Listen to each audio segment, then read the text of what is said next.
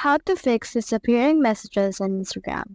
In order to fix that, just head over right here to your inbox and you should be able to see in here some messages that you have. So this disappearing messages only occurs when you have Vanish mode turned on.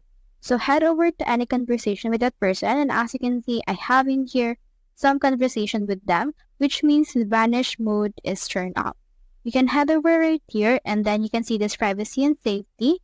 And then from in there, you can see these options right here, like keeping your messages secure, and you can use end-to-end encryption in here as well. So if the vanish mode is turned on, you shouldn't be able to see this.